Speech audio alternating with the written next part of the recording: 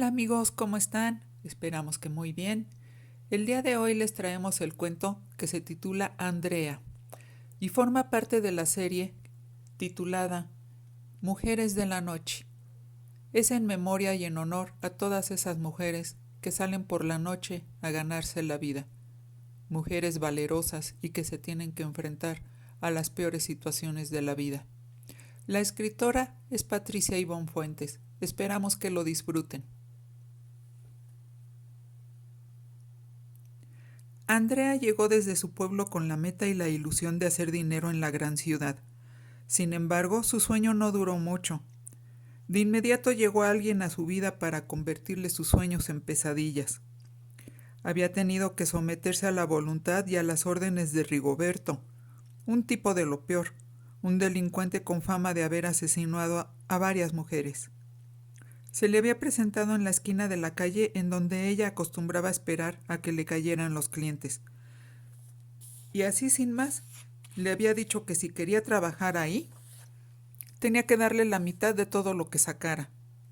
Ella había accedido, le había seguido la corriente y le había dicho que sí a todo, porque si hubiera necesitado ser de plano muy idiota para oponérsele, porque a todas vistas aquel tipo era un rufián, un criminal de lo peor. No le hacía falta usar la mala fama que lo distinguía, con su mala facha era más que suficiente. Pero en lugar de que ella le diera el dinero que le exigía el rufián, lo que hizo Andrea, pensando que las cosas eran así de fáciles como ella las imaginaba, fue irse a buscar trabajo a otra calle para deshacerse del bastardo aquel. Fue muy tonta al creer que iba a poder deshacerse del extorsionador, porque claro que Rigoberto no se quedó cruzado de brazos. La estuvo buscando como perro de presa. Además, él tenía sus conectes con los vándalos y delincuentes de la zona, y la ubicaron rápido, dándole al desgraciado ese el santo y seña del lugar a donde ella se había estado yendo a parar para esperar a su cliente, y le dijeron hasta la hora en la que acostumbraba llegar a chambear. Rigoberto la fue a buscar y la tundió a golpes, le quitó el dinero que cargaba esa noche y le dijo que ya la tenía investigada. Le dijo todo, que cómo se llamaban sus papás, le dijo el nombre del pueblo en donde vivían, le comentó que podía quemar la pinche tienda en donde su papá vendía la leche de sus 2 malditas vacas y que por tanto ella sabría si de ahí en adelante trabajaba para él o no, porque la única manera de que sus padres siguieran viviendo en paz era que ella lo tendría que obedecer en todo.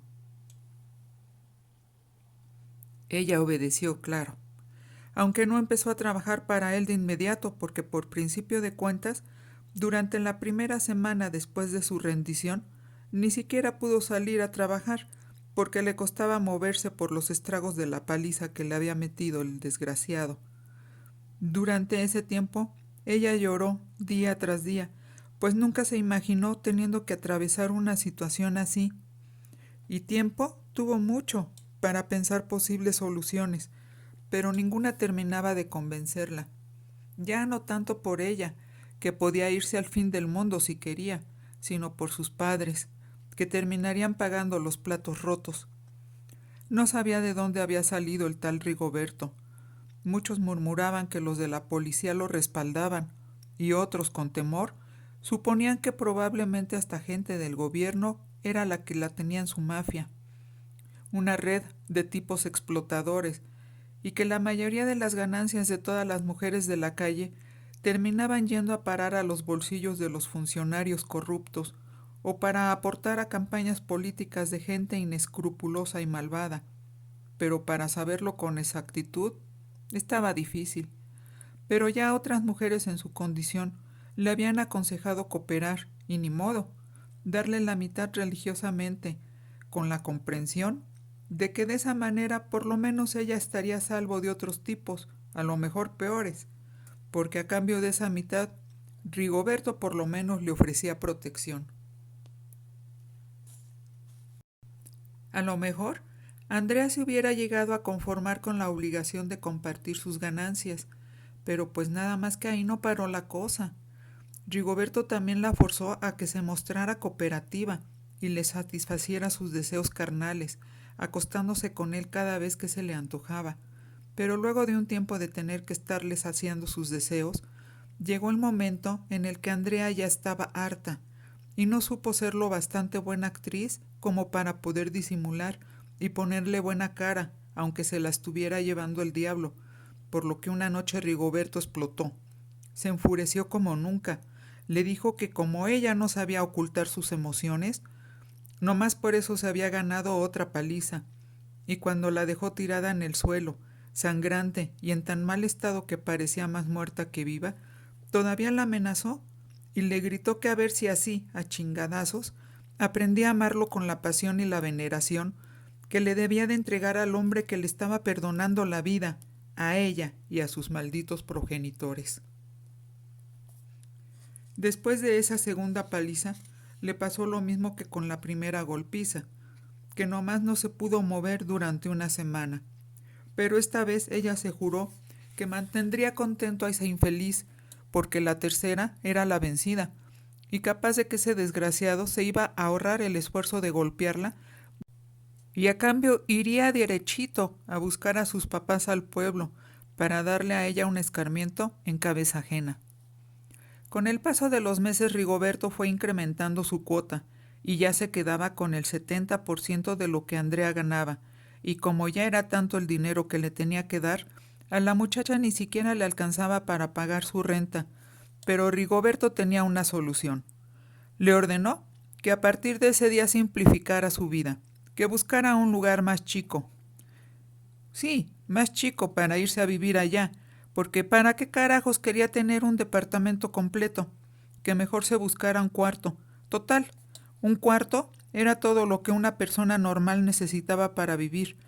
El malnacido aquel expuso su particular teoría de que todo lo demás en una casa era espacio muerto.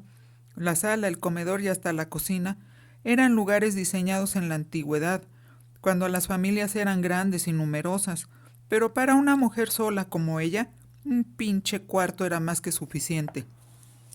Ella no le discutió nada.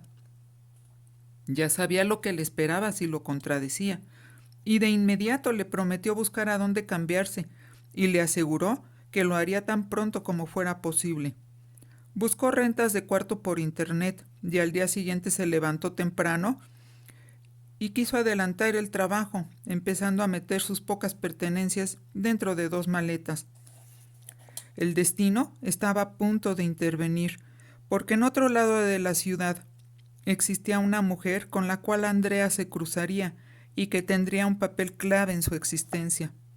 Se trataba de doña Laura, una señora que tenía su casa a 5 calles de distancia del lugar en donde su marido yacía en paz y hasta la eternidad, o sea, el panteón. Le gustaba ir al camposanto en cuanto abrían, a las 7 de la mañana, porque a esa temprana hora siempre estaba solitario y tranquilo, y la única visitante era ella. Durante los últimos años, doña Laura, mujer humilde, sencilla y de 65 años, había estado teniendo una sucesión interminable de achaques.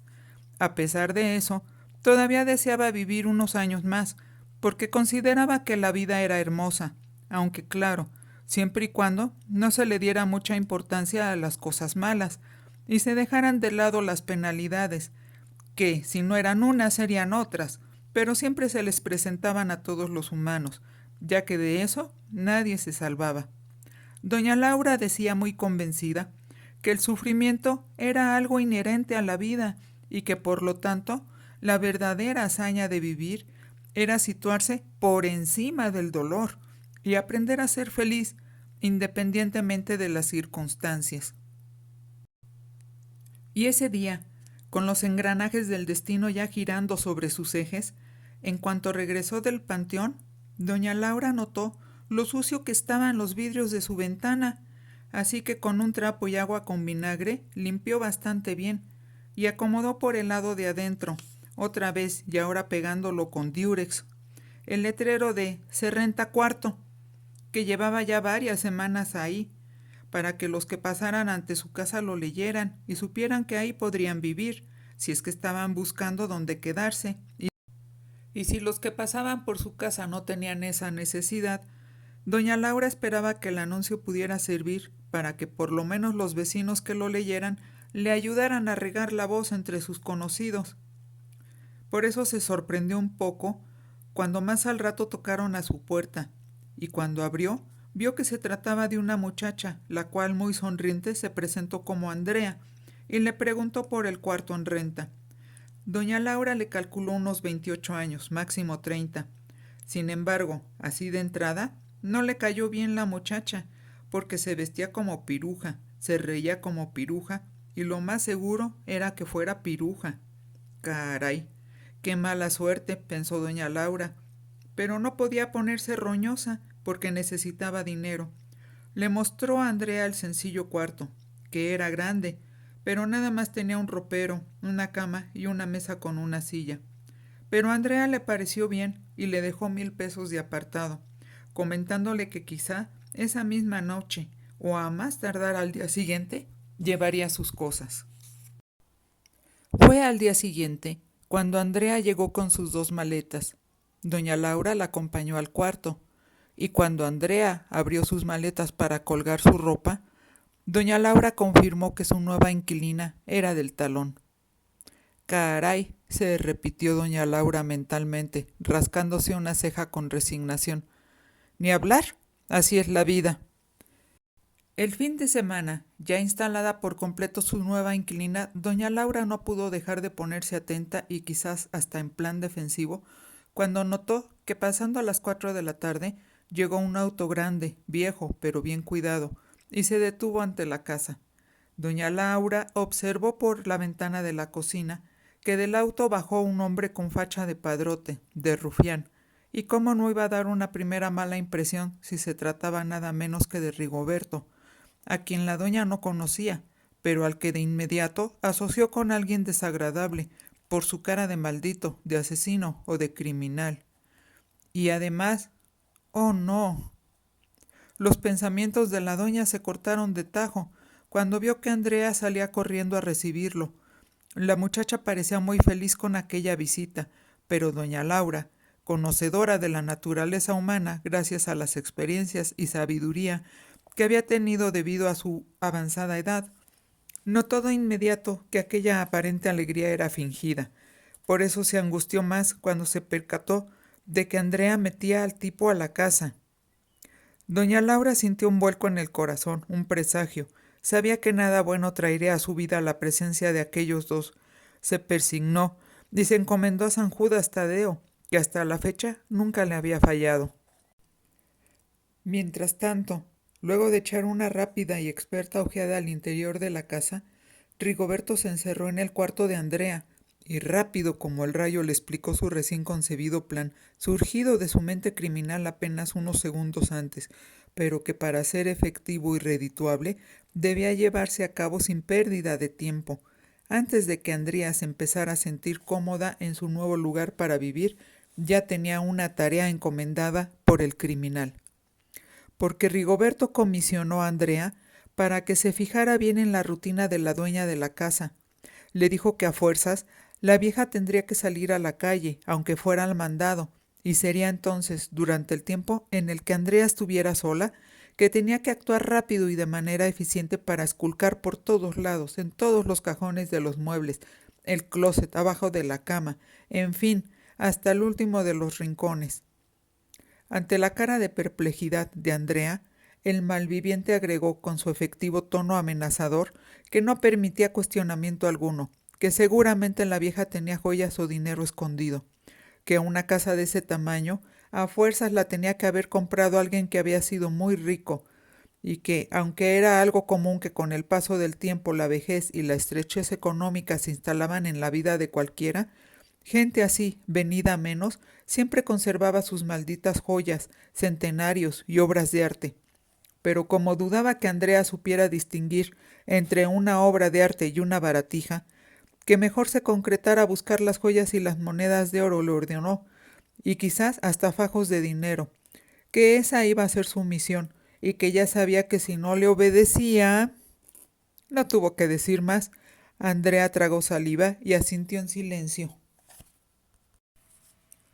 Finalmente, y para rematar su plan, Rigoberto calculó que sería adecuado que él no se apareciera mucho por ahí los próximos días, es decir, no darse a notar, conservar un bajo perfil, y mientras, Andrea cumpliría sus órdenes de ubicar las riquezas de la vieja. No fuera a ser que la casera recelara, se ciscara o empezara a verla con ojos de sospecho, y mejor optara por pedirle el cuarto y correr de su casa a Andrea, o algo peor, como ir a dejar sus riquezas a la caja de seguridad de un banco. Andrea no quería convertirse en ladrona, pero tampoco en cadáver, así que obedeció, claro, y pasó varios días husmeando y esculcando, porque en una cosa Rigoberto tenía razón. Doña Laura empezó a acostumbrarse a la presencia de Andrea y bajó la guardia. Se fue mostrando más amable y relajada con ella, y ya hasta le sonreía cuando se la cruzaba en la cocina o cuando Andrea salía de su cuarto para usar el baño. A la muchacha le remordía la conciencia estar actuando a espaldas de la anciana doña Laura, y mucho. Los planes tan malintencionados que se traía ella entre manos eran una traición. Cuando amanecía y llegaba de trabajar, en esas horas de quietud y de silencio, a Andrea le venían infinidad de pensamientos incómodos, y se daba cuenta de que toda esa intranquilidad derivaba de su insatisfacción por la situación por la que estaba atravesando en esos momentos de su vida, pero reconocía que estaba en las condiciones en las que estaba por tonta, claro, pero sobre todo por inconforme.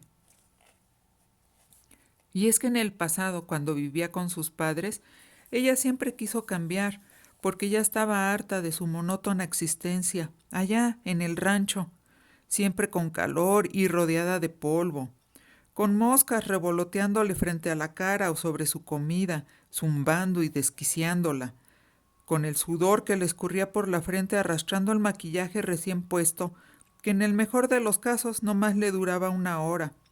Lo mismo que cuando se hacía un peinado bonito, al rato ya traía los pelos de punta, como si la hubiera espantado el diablo, apelmazado al tacto, reseco por la tierra y el calor. Harta de no poder usar bonitos zapatos de tacón, porque en el pueblo todos eran caminos de tierra, polvorientos en las temporadas de calor y lodosos en las temporadas de lluvia. Siempre oliendo todo el pueblo, incluyendo a todos sus habitantes, a pura caca de marrano. Un lugar feo, con tan solo 2 o 3 familias ricas en la zona, y todos los demás que vivían allá eran unos muertos de hambre que por generaciones habían luchado por cambiar su destino y sin lograrlo. Y aparte, viendo siempre las mismas caras, cansadas, ajadas, imperturbables ante la mala suerte que tenían todos los que habían nacido y crecido ahí. Pero interiormente se repetía constantemente que ella no se resignaría a envejecer y a morir en ese lugar tan lejos de la mano de Dios. Ella tenía que zafarse, que huir, que hacer su vida en otro lado, en donde pudiera usar perfume y falda corta, y zapatos de tacón, y maquillarse como las modelos y las artistas de la televisión. Lo haría a costa de lo que fuera. Y lo hizo. Claro que lo hizo. Pero ahora estaba ahí, en la disyuntiva de enfrentarse a una tragedia si es que Rigoberto cumplía con sus amenazas. La otra opción que tenía era tomar el camino que era igual de malo, y que era seguir cayendo cada vez más bajo, preguntándose constantemente mientras rodaba cuesta abajo qué sería lo siguiente que se vería obligada a hacer. Fue una mañana, cuando creía estar sola, ya que era la hora en la que la doña acostumbraba ir al panteón y luego al mandado, cuando le llegó la idea repentina de que si tenía que convertirse en ladrona, lo haría en provecho propio. Si de verdad encontraba la fortuna que Rigoberto aseguraba que debía de haber en la casa de doña Laura, entonces se llevaría el oro y las joyas. Después iría por sus papás al rancho y luego se irían lo más lejos posible para empezar de ceros en otro lado en el que nadie los conociera. Pero antes de abrir la puerta de la recámara de doña Laura para seguir esculcando, se llevó un susto tremendo cuando escuchó ruidos adentro y se dio cuenta de que poco faltó para ser descubierta, porque su casera, en contra de todas sus costumbres, allí estaba en la casa, metida en su habitación. En cuanto se recuperó del susto, Andrea acercó su oído a la pared tratando de escuchar. Quería definir si doña Laura estaba hablando sola, como acostumbran hacerlo algunos ancianos ya seniles, o si a lo mejor estaba con alguna visita. Luego de un rato, lo que pudo notar fue que doña Laura estaba rezándole a San Judas Tadeo. Le estaba pidiendo al santo de su devoción que la protegiera de esos dos que cada vez le daban más mala espina. Seguro que se refería a ella, ¿verdad? Y al infeliz de Rigoberto, ¿cómo no? Era de suponerse. Así que siguió escuchando el llanto de doña Laura y sus lamentos por haberle abierto las puertas de la casa a esa muchacha del talón. O sea, seguro que se estaba refiriendo a ella otra vez. Andrea regresó a su cuarto y se encerró ahí a meditar lo que pasaba. De entrada, se consternó por lo que le escuchó rezar a doña Laura, pues por un momento llegó a pensar que había logrado despertar cierto aprecio en la señora, pero era claro que su casera nada más había estado fingiendo, quizás movida por el miedo que les tenía a ella y a Rigoberto. Ahora sabía que era considerada por su casera no solamente como una piruja, sino que la señora también tenía el concepto equivocado, claro, de que ella era una persona mala, de mal corazón. Pero interiormente Andrea disculpó a su casera por tal dictamen, porque aunque le doliera aceptar la verdad, tenía que reconocer que había estado actuando mal, tratando de traicionar y engañar a la doña. Había estado todo ese tiempo de vivir en su casa haciéndose la simpática con ella, siempre sonriéndole hipócritamente, todo con el fin de que a la hora en la que tuviera que poner manos a la obra en su artero plan de robarle, le fuera más fácil hacerlo. Reconoció también, no sin cierto dolor y vergüenza, que había sido una cobarde, a la que le había sido más fácil estar dispuesta a complacer en todo a un canalla barbaján, a mejor armarse de valor para ir y denunciarlo con la policía, o en todo caso, para regresar a su rancho y encarar a sus padres y platicarles en el tremendo lío en el que se había metido y ponerlos en guardia, decirles que ellos también estaban en peligro y todo por culpa de la hija loca, inconforme y cobarde que les había tocado. Aceptó que se había dejado arrastrar como una hoja al viento, así, a lo idiota, sin pensar, sin esforzarse realmente por cambiar su situación. Pero de todas maneras, aunque había cometido muchas equivocaciones, ella no era malvada, ni perversa. Inclusive hasta se consideraba una buena persona, porque además de que generalmente no le deseaba ni le hacía ningún daño a nadie, en lo particular le caía requete bien doña Laura, y algunos días hasta le había visto cierto parecido, guardando las proporciones, claro, con su mamá, a la que tanto extrañaba. Por eso había ido alargando la situación, poniéndole pretextos a Rigoberto para postergar lo más posible el momento en el que finalmente tendría que sustraer las hipotéticas pertenencias valiosas de su casera. Y es que Andrea hasta deseaba que doña Laura fuera pobre y que no poseyera nada de valor, porque simplemente no se sentía capaz de robarla o de perjudicarla. Pero como el tiempo siempre pasa, ya sea para bien o para mal, se estaba quedando sin pretextos, sin otra opción. En conclusión, estaba metida en un atolladero. Odiaba a Rigoberto. Él siempre la trataba mal, la jaloneaba, la humillaba, le hacía burla y abusaba vilmente y de todas las formas posibles de ella. Nunca la había respetado. Cualquiera de sus clientes era 1000 veces mejor que ese canalla. Y por estar soñando que algún milagro podría suceder, como por ejemplo que uno de sus clientes favoritos y que mejor la trataban le pidiera matrimonio, había ido dejando pasar el tiempo, y el maldito Rigoberto cada vez la trataba peor, al grado de que llegó a estar segura de que el día menos pensado y por la causa más insignificante, él la golpearía con tanta hazaña que terminaría matándola. y al repasar mentalmente su lista de clientes, fue que de repente se acordó de uno en particular, un cliente al que hacía mucho que no veía, porque claro, al cambiarse de casa, ella había cambiado de esquina para trabajar también, y hacía mucho que no acudía a su antiguo lugar de trabajo. Pero ella tenía su teléfono, así que jugándose el todo por el todo, le mandó un largo mensaje de voz por WhatsApp, explicándole el predicamento en el que se encontraba. Lo bueno de todo esto era que su antiguo cliente era un policía judicial. Pasó buena parte del día sin recibir respuesta, pero cuando por fin sonó el timbre del chat y recibió la contestación, fue como si le regresara el alma al cuerpo.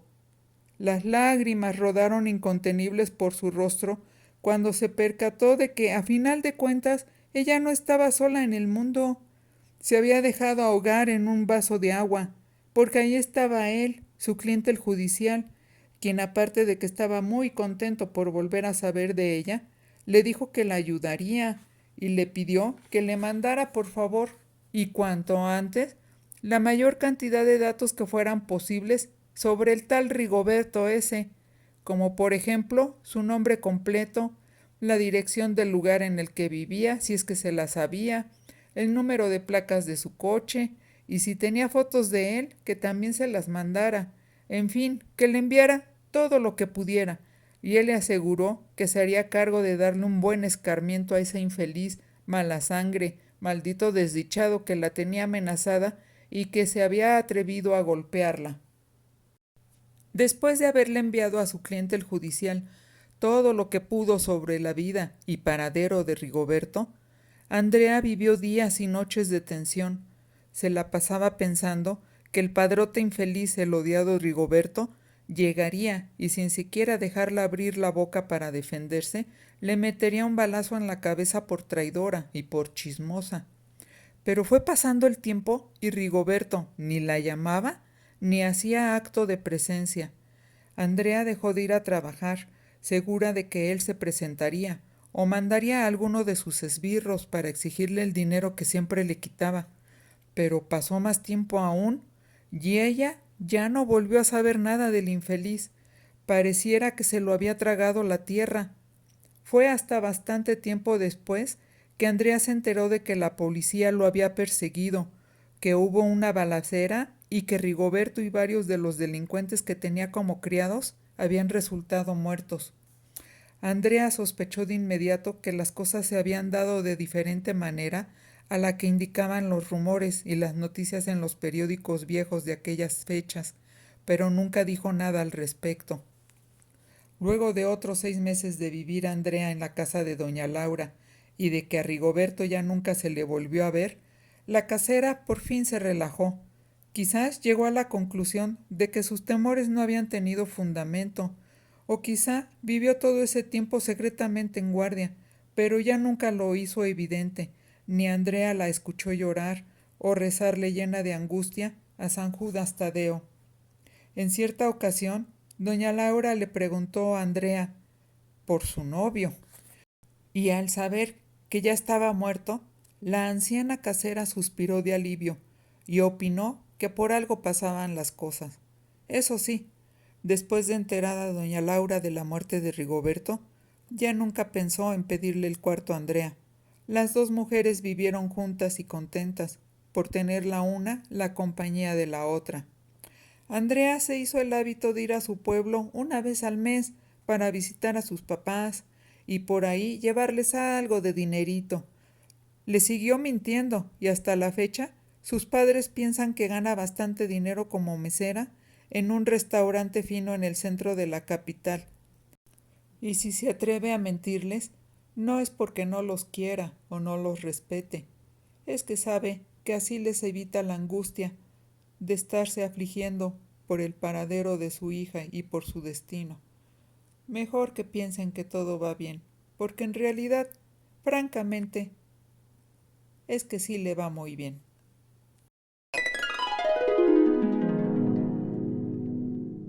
Esperamos que les haya gustado este cuento y por favor suscríbanse al canal para que puedan escuchar todos los demás que ya están subidos Cuando escuchen los cuentos si les gusta, le dan like, por favor, y esperamos que gocen con cada uno de ellos. Hasta la vista, amigo. Nos veremos muy pronto.